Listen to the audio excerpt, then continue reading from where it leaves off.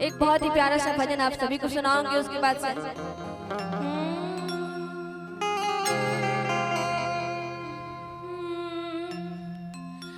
अरे बनल रहे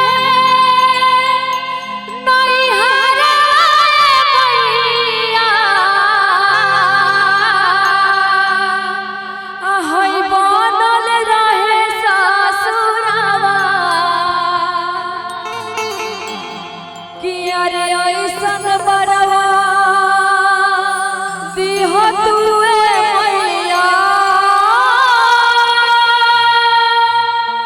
सजल रहे से नूरवा।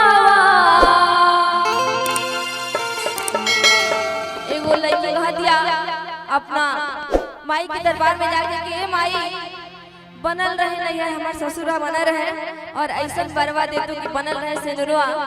और का भाव बा एक बा, अरे बनल रहे नैहरा बाबा, बनल रहे ससुरवा,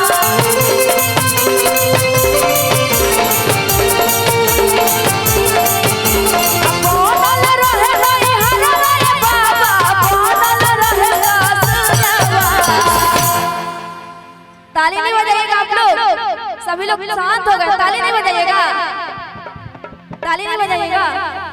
हम यहाँ लोग के समझे ताली, यहाँ लोग के बन भाई ये लोग सुनी लो। अरे सब हो के हुनर में हरार चाहे सुनार, आई लो जाके कहला लो, लड़की तो कहत है अपनी माई से, लेकिन ये लोग कहला लो कि बाबा पुजरा उर्गो चाहे चंदा चको, अरे नहीं दहेज में मांगल थोड़ा चुनार, अरे सब हो के हुनर में हरार चाहे सुनार। ए लोग के बाबा लेकिन हमार माता बहन का कहला लो, अरे बनल रहे नैहरा बाबा, बनल रहे ससुरवा,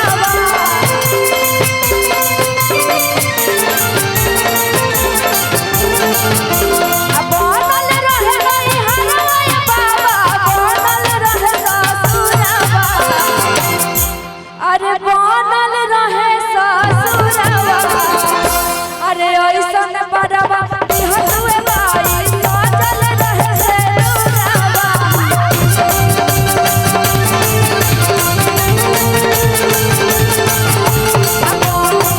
अरे ऐसन बरवा दिह तुए माई, सजल रहे से नूरवा।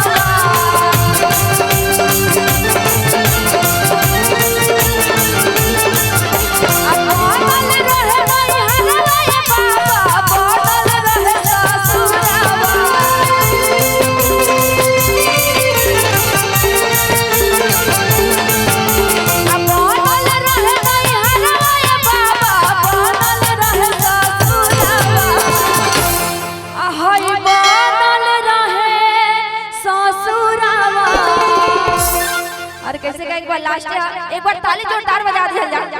अरे ऐसन बरवा दिह तुए मैया, सजल रहे से नूरवा।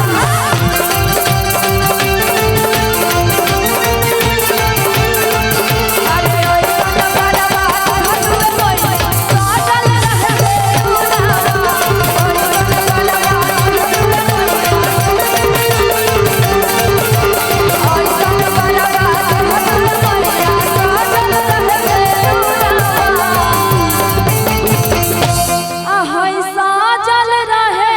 से नूरवा। कोई भी गलती हुई हो तो उसके लिए मैं क्षमा मांगूंगी। और आप लोग के लिए कहना है क्या, मिलन आज तक का हमारा तुम्हारा रही जिंदगी तो मिलेंगे दोबारा, मिलन आज तक का हमारा तुम्हारा। और सबको प्रणाम है, अच्छा बजाओगे।